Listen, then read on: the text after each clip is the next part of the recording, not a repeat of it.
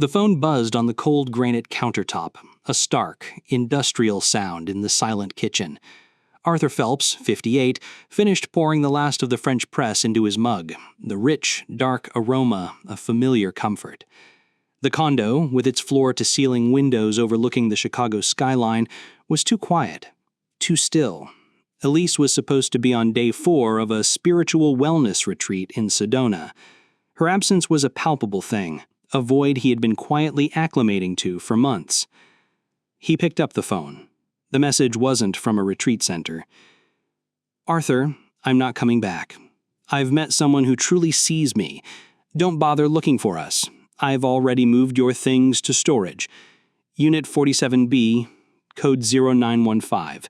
Consider this closure."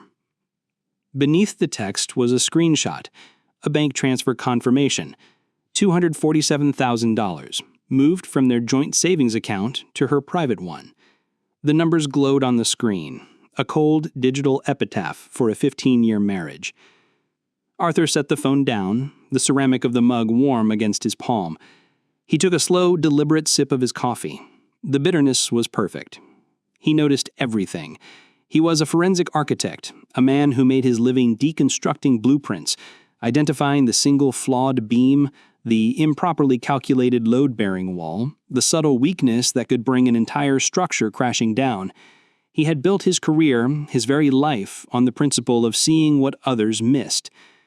For the last 18 months, he had been conducting a silent, private forensic analysis of his own marriage, the weekend retreats that stretched into Tuesday, the new expensive lingerie he never saw her wear, the hushed phone calls that ended the moment he stepped into a room, the gradual, systematic removal of his presence from their home, first the family photos from the bookshelves, then his father's old armchair from the living room, replaced by a sleek, uncomfortable modern sculpture. He had noticed it all, and he had said nothing. Perhaps that was his first mistake, or perhaps his first mistake was marrying a woman who thought his profession was merely about drawing boring buildings. She had never understood that it was about integrity, about the hidden structures that hold everything together, and the catastrophic cost when they fail. He opened his laptop, a custom-built machine far more powerful than anything Elise had ever seen him use. He navigated to a private, encrypted email server, one she didn't know existed. 3 new notifications from his bank's high-security monitoring system. Someone had attempted to change passwords on 2 of his oldest, most private investment accounts she had never been told about. She was being thorough. He had to respect that. A strange calm settled over him. The waiting was over. The period of observation had concluded. Now, it was time for action. He picked up his phone and typed a 2-word response to her message. "Good luck." Then he scrolled through his contacts and called his sister, Clara. "Remember that contingency plan we drafted 6 years ago?" he said the moment she answered, his voice even, devoid of emotion. A pause on the other end. "Arthur, what's going on?" "It's time," he said simply. "Are you sure?" Clara's voice was tight with concern. She was a corporate lawyer, sharp, pragmatic, and fiercely protective. She had never liked Elise. "Yes," Arthur replied, his eyes scanning the opulent, sterile kitchen Elise had designed. "She just made her move."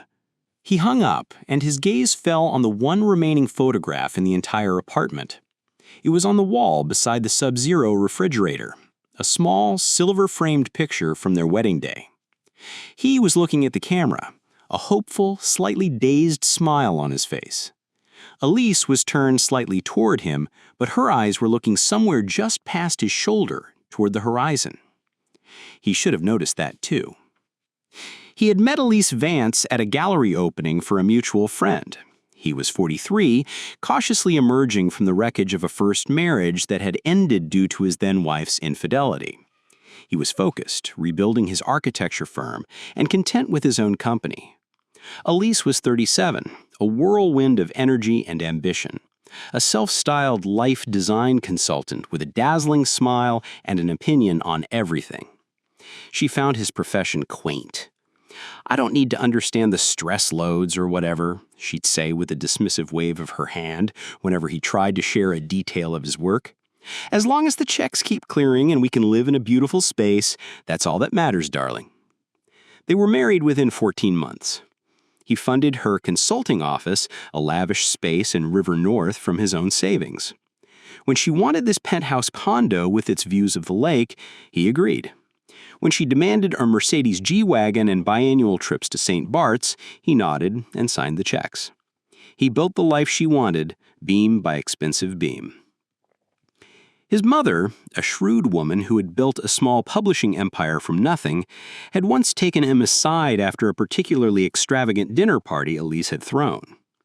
"Arthur," she'd said, her voice low, "that wife of yours is a marvel of consumption. Just ensure she appreciates the architect of the fortune that funds it." He had brushed her off, attributing it to generational differences, but the comment had lodged in his mind like a splinter. 4 years into the marriage, a quiet unease began to grow in him. He started, almost as an intellectual exercise, to quietly restructure his assets. It was nothing illegal, merely protective. He established a series of interlocking trusts and holding companies, his architectural precision applied to finance. He diversified into assets she would never understand: commercial real estate trusts, private equity shares, a modest but growing collection of vintage watches. He maintained a handful of numbered overseas accounts for his international client work, a necessary complexity of his business. Elise knew about the joint checking, the savings she had just pillaged, and the American Express Platinum card. She knew nothing else. He watched as she became increasingly immersed in the world of high-end wellness and influencer culture. Her Instagram followers swelled into tens of thousands. She started taking trips with her new circle, first to Aspen, then to Tuscany, then to Bali. "You'd be bored to tears, Arthur," she'd assure him. "It's all vibration healing, crystal work, and green juice, not your scene at all." Last Valentine's Day, she had forgotten their anniversary. When he mentioned it the next evening, she'd presented him with a grotesquely expensive Patek Philippe watch he'd never wear, and said, "My mind is just so expansive these days, darling. The mundane details of calendars sometimes escape me." He accepted the watch, placed it in its box, and that night in his study, he had finalized the last document in the contingency plan with Clara. The signs were all there, a blueprint of betrayal. He just hadn't wanted to admit the final structure it was forming. The morning after her text, Arthur woke at 5:30 a.m. as always. He ground the beans, boiled the water, and pressed the coffee. Habits were the load-bearing walls of a life. Even when the facade was crumbling, they held. He logged into his primary financial management system, a custom-designed digital fortress that managed both his firm's and his personal holdings. With a series of keystrokes, he initiated Project Jericho, the protocol Clara and he had designed. First, he placed a high-priority freeze on all joint accounts and credit lines, using pre-established contacts at each institution to bypass customer service queues. Then, he triggered an immediate fraud alert on the $247,000 transfer, flooding the bank's security division with encrypted documentation that showed a history of legitimate transfers to his private accounts, contrasted sharply with this single, massive, unauthorized withdrawal. Then he composed a lengthy, meticulously detailed email to his attorney, Martin Croft, attaching the bank screenshot, the log of her attempted password changes, and instructions to file for divorce on grounds of financial misconduct and abandonment. Finally, he called his mother. "Elise has left," he said, his voice flat. "She took $250,000 on her way out and moved my things to storage while I was at work." His mother was silent for a long moment. You could almost hear the calculations happening in her sharp mind. "I'm sorry, Arthur, truly, but I can't say I'm surprised. What will you do?" "Exactly what I've been preparing to do for years. Protect what's mine." An hour later, his phone lit up with Elise's name. He watched it ring, then silenced it. 10 more calls followed in rapid succession, then a flurry of texts. "Arthur, pick up. There's been a horrible mistake with the bank. What did you do? The money's gone. My cards are declined. Answer me, you bastard!" He didn't respond. Instead, he drove to the storage facility in a nondescript industrial park on the city's outskirts. He used the code she'd so generously provided, 0915, his father's birthday, and found Unit 47B. Inside were 2 boxes. One contained a random assortment of his old sweaters and shoes. The other held his backup laptop and a few engineering textbooks, his drafting table, his library of architectural folios, the antique surveying equipment his father had given him, the family photographs. All of it was gone. That was the moment something fundamental solidified within him. This wasn't just about money. This was about 15 years of shared history discarded like trash. This was about someone believing they could simply erase him from the blueprint of his own life. He drove to a quiet coffee shop near his old university, ordered a black coffee, and opened his laptop. Using professional databases and architectural registries, accessible only to licensed firms, he began his research. The someone better Elise had mentioned wasn't hard to find. For months, she had been tagging a man named Julian Crow in her Instagram posts. Julian Crow, transformational coach, biohacking expert, owner of Nexus Performance, a gleaming temple of chrome and glass dedicated to elite fitness. What Arthur found confirmed his deepest suspicions. Julian's business was a house of cards. His sleek gym was hemorrhaging money. There were liens against the state-of-the-art equipment, maxed-out business lines of credit, and a lease on his luxury convertible that was months behind. And, he discovered, Elise had already co-signed on a new commercial lease for a Nexus expansion 2 months prior. She had used their joint tax returns as proof of income. Arthur closed his laptop. The picture was clear. He wasn't just a jilted husband, he was an unwitting investor in his wife's new life with her new financially desperate partner. He checked into a discreet, extended-stay hotel under his own name, a statement of normalcy. For the first time in years, his mind was not cluttered with anger or self-pity. It was sharp, clear, and focused. He was an architect surveying a condemned building, and he knew exactly how to bring it down safely without collateral damage to himself. Monday morning, he walked into his firm's offices on Michigan Avenue as if it were any other day. His head of operations, Sarah, looked up from her desk, her eyes wide with surprise. "Arthur, I thought Elise called here several times over the weekend. She sounded frantic." "Did she?" Arthur said, hanging his coat on the stand behind his door. "She said there was some kind of terrible banking error and she couldn't reach you. She said it was an emergency." "If she calls again," Arthur said, his voice calm and even, "please direct her to Martin Croft. He's my attorney. He has his number." By noon, Elise had escalated from calls to a physical appearance. Sarah buzzed his intercom, her voice tense. "Arthur, your wife is here. She's in the lobby. She's quite insistent." I sighed and walked out to the reception area. Elise stood there, a vision of curated distress. She wore Lululemon head to toe, her blonde hair perfectly styled, her large sunglasses pushed up on her head. She offered him practiced, wounded smile, the one that had always worked before. "Arthur, thank God," she said, her voice carrying through the open-plan office, drawing glances from his staff. "There's been a catastrophic misunderstanding with the bank. All of our accounts are frozen." "It's not a misunderstanding, Elise. You transferred $250,000 without my authorization. The bank's fraud department flagged it. It's standard procedure." Her smile tightened. "It was our joint account. I'm your wife." "You are my soon-to-be ex-wife, who emptied our savings after informing me via text that you'd left me for another man. That is the very definition of financial misconduct." Her voice dropped to a venomous whisper. "You cannot do this to me. I have commitments. I've put down deposits. Julian is counting on me." "Yes, Julian Crow. I know all about your commitments to him and Nexus Performance." The color drained from her face.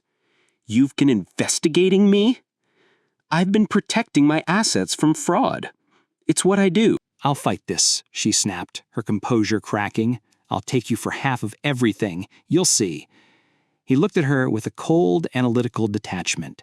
Half of what's in those accounts? Certainly, but you seem to be laboring under the misapprehension that our joint accounts represent the entirety of my assets. You'll find out the full picture during discovery." She blinked, truly confused for the first time. "What are you talking about?" "You'll see," he said quietly, then turned and walked back to his office, leaving her standing in the lobby. That afternoon, an email arrived from Elise's newly hired lawyer, a flashy divorce attorney known for aggressive tactics. The email demanded immediate access to all Arthur's financial records, both personal and professional, and threatened to expose irregularities in his firm's accounting practices if he did not comply immediately. It was a clumsy and desperate threat. Arthur almost felt sorry for her. He forwarded the email to Martin Croft with a single line: "Proceed as planned." By evening, Elise had activated her social network. His phone buzzed with messages from mutual friends, all parroting the same narrative. "Arthur, why are you being so vindictive? Why are you cutting her off? You need to be the bigger person. She's hurting." No one asked where she had been for the past week. No one questioned the missing money or the mysterious Julian. He didn't respond. He went to the gym, not some trendy biohacking club, but the old YMCA where he'd had a membership for 20 years. He lifted weights until his muscles burned, then returned to his hotel room. The trap was set. Now he just had to wait for them to walk into it. 3 days later, Martin Croft called. "We've found something interesting, Arthur," she said, her tone crisp and professional. "Elise has been making regular, unauthorized transfers from your joint account for over 18 months. They started small, a few hundred here and there, then grew larger. The majority of them, nearly $120,000 in total, were funneled to a business account registered to Nexus Performance LLC. "And she used our joint funds as the source?" Arthur asked, though he already knew the answer. "Precisely, which means we can add financial infidelity and misappropriation of marital assets to the divorce filing. It strengthens our position immeasurably." Arthur thanked her and hung up. The confirmation was a cold, hard weight in his stomach.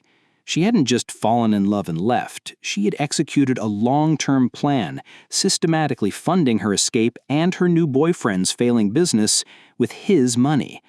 That night, a text came from an unknown number. "Back off. Elise doesn't need this stress. Be a man and let her move on. Don't make this ugly." Julian Crow. The biohacker was getting his hands dirty. Interesting. The next morning, Arthur drove to his sister Clara's law firm. Clara specialized in corporate and digital security law. Together, they were a formidable team. "I need a deep dive on Nexus Performance LLC and Julian Crow," Arthur told her, spreading a printout of the company's basic registration on her desk. "Bank records, loan applications, credit histories, property leases, the works." Clara raised an eyebrow. "Legal channels only, Arthur. We're not hackers." "Of course, we're just using public records and commercial databases. We're just connecting the dots faster than they can." 3 hours later, they had their answer. Julian Crow wasn't just in debt, he was a financial black hole. His social media portrayed a life of optimized peak performance, but his reality was a desperate scramble. The new cryotherapy chamber, the hyperbaric oxygen tanks, the fleet of custom-assembled road bikes for his clients, all funded by predatory loans and, more recently, by Elise. But there was more, something far more damning. "Look at this," Clara said, pointing to her screen. "Crow applied for a significant equipment loan 6 months ago, used everything in the gym as collateral." "Standard practice for a failing business," Arthur noted. "Yes, but look at the cosigner," Clara said, zooming in on the digital document. There, beside Julian Crow's flamboyant signature, was Elise's elegant script. She had co-signed a $350,000 loan. "She did this before she left you," Clara said quietly. "But here's the catastrophic flaw in their design." She pointed to a densely worded clause. "The loan agreement specifies joint and several liability with her spouse. They used your marital status and your combined financial profile to secure a much lower interest rate. They essentially put your entire financial portfolio on the hook for his failure." Arthur stared at the screen, a cold fury settling in his veins. She has no idea what she signed. She never read the fine print. And neither did he, apparently. He just saw a wealthy spouse and a signature. This is loan fraud, Arthur, plain and simple. The next morning, Arthur met with Martin Croft and laid out the new evidence. I want to move fast, he instructed, before they realize the depth of the hole they've dug. Martin reviewed the documents, a slow whistle escaping her lips. This is, exceptionally foolish. We'll file for an emergency order of protection today. This changes everything. The court will freeze all of his assets connected to these loans as well. He's entangled himself in your marital estate. That afternoon, Arthur drove to Nexus Performance. The place reeked of disinfectant, testosterone, and expensive essential oils. Julian Crow spotted him immediately. He was taller than his photos, with the overly white teeth and artificially tanned skin of a man who sold wellness but was deeply unhealthy. He strutted over, hand extended, a smarmy grin on his face. "Arthur! Wow! Elise mentioned you might stop by. I'm Julian." He said his name as if it were a brand itself. Arthur ignored the hand. "We need to talk. Privately." The grin faltered. Julian led him to a glass-walled office overlooking the gym floor. He closed the door, muting the sound of grunting and clanging weights. "What can I do for you, man? Here to get optimized?" Arthur placed a folder on the glass desk. "This is a summary of every financial instrument connecting you to my wife. Loans, leases, lines of credit. All co-signed using the assets of my marriage as security." Julian picked up the folder with a condescending smirk. "I don't know what you're talking about, bro. These are legitimate business arrangements between me and Elise. She believes in my vision." "Perhaps, but the banks approve them based on our combined assets and my professional standing. Assets she no longer has access to. Our marriage is over. Those guarantees are null and void." Julian's smirk vanished. He scanned the pages, his eyes widening slightly. "What do you want?" "Nothing from you. I simply thought you should be aware of what's coming. The banks will be calling these loans due, immediately, and when they do, they will come for everything. This equipment, your car, your accounts." "Elise said you were loaded," Julian said, his voice hardening with a petulant edge. "This is pocket change for you. Just back off." Money was never the point. The point was the principle, the integrity of the structure. He stood to leave, but paused at the door. "One more thing. When Elise left, she took items of mine, sentimental things, my father's drafting tools, family albums, things that have no monetary value but are irreplaceable to me." Julian stared at him, a mix of confusion and dawning fear in his eyes. "I'll try to see what I can do." Arthur gave a curt nod and left. The next day, a courier arrived at Arthur's hotel with a large, sealed box. Inside, carefully packed, were Arthur's father's brass compass and scales, the photo albums, and other personal treasures. There was no note. An hour later, Martin Croft called. The emergency order had been granted.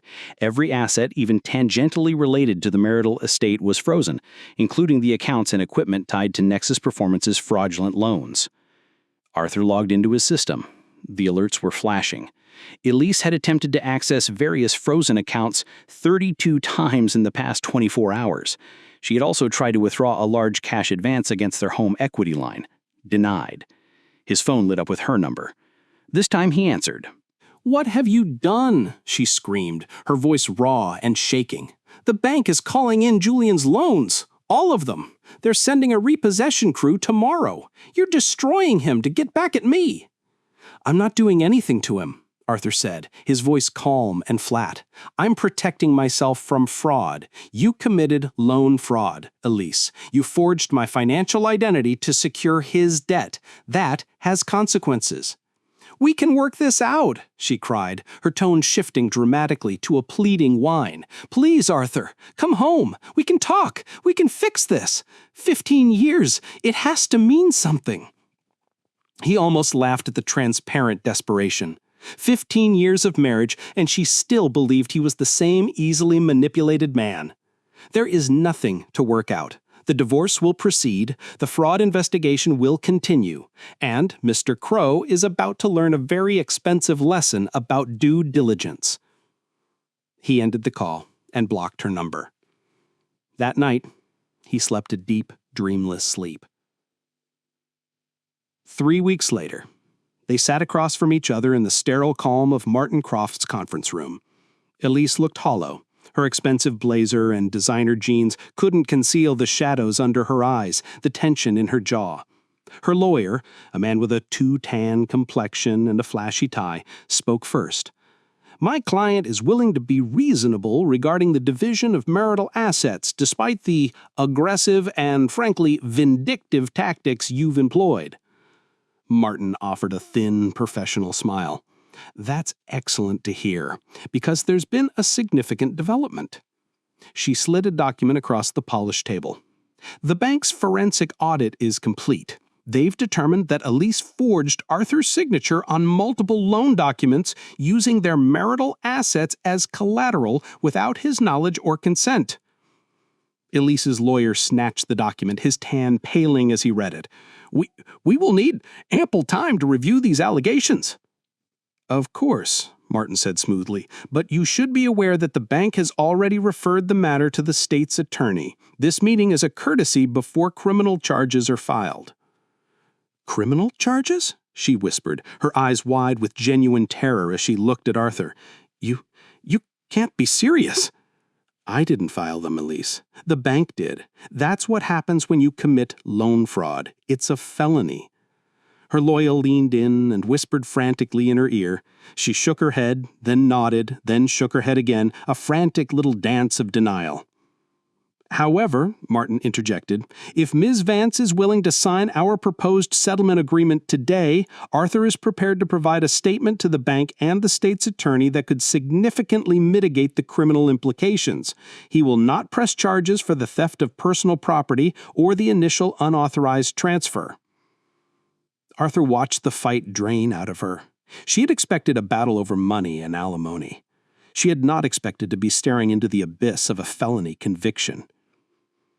The settlement is more than fair, Arthur said. You keep your consulting business, you keep your car and your personal belongings, you receive no alimony, and you assume 100% responsibility for the debts you incurred in my name, both the ones you took and the ones you guaranteed for Mr. Crow. And Julian? She asked, her voice a broken thread of sound. Mr. Crow's financial and legal problems are his own, Martin stated coolly. But without my client's assets backing those loans, I understand the banks have already begun liquidation proceedings. Elise picked up the pen. Her hand trembled violently. She signed the papers without reading another word. As they left the conference room, she stumbled and caught his arm. Her grip was surprisingly weak. I never thought you had this in you, she breathed, her eyes searching his for some trace of the man she thought she knew. You always just built what I asked for. You never fought back. That was my choice, just as all of this was yours. He walked away without a backward glance. A month later, Arthur moved out of the hotel and into a renovated loft in a converted old factory building in the West Loop. It was spacious but raw, filled with light and potential. He brought in his drafting table, his books, his father's tools. It was a space for him, defined by his own tastes and history. Through the brittle grapevine of mutual acquaintances, he heard that Elise had moved to Austin, Texas, to rebrand. Her social media showed pictures of desert sunsets and quotes about resilience and new journeys. Julian Crow's gym had been stripped bare by creditors, and he'd reportedly moved to Los Angeles to pursue a career in wellness coaching. The narrative of their success continued online, a beautiful, desperate fiction. His sister Clara stopped by one weekend to help him assemble a large bookshelf. "Heard anything from the happy couple?" she asked, holding a shelf bracket in place. "No," Arthur said, driving a screw into the wood. "And I don't expect to." "You know," Clara said, pausing her work, "you could have buried her. The fraud charges would have stuck. You could have taken everything back and left her with nothing but his debt." Arthur shrugged, fitting the next shelf into place. "What would be the point? She's no longer my problem. The structure has been shored up. The weak elements have been removed." They worked in a comfortable silence, the rhythm of construction a soothing balm. "I'm thinking of taking some time off," Arthur said. Maybe go up to that lake house in Wisconsin. Do some fishing." Clara smiled. "Dad would have liked that. You haven't been up there since we scattered his ashes." That evening, after Clara left, Arthur sat on his steel-framed balcony, a glass of single malt scotch in his hand. The city hummed below him, a vast, intricate machine. He thought about the last 15 years, how he had allowed his life to become a structure designed by someone else, how he had seen the cracks forming in the foundation, but had chosen to patch them over instead of addressing the core flaw. He thought about the moment he had decided to secretly reinforce his own supports, a decision that had felt cynical at the time but had ultimately been his salvation. He didn't feel triumphant, he didn't feel vindicated. He felt a profound, echoing sense of peace. He was the architect again. The next morning, he called his office and told Sarah he'd be taking 3 weeks off. He packed a single bag, loaded his fly fishing gear into his truck, and headed north. There was no itinerary, no destination beyond the horizon, just the open road and, for the first time in a very long time, a blueprint that was entirely his own to draw.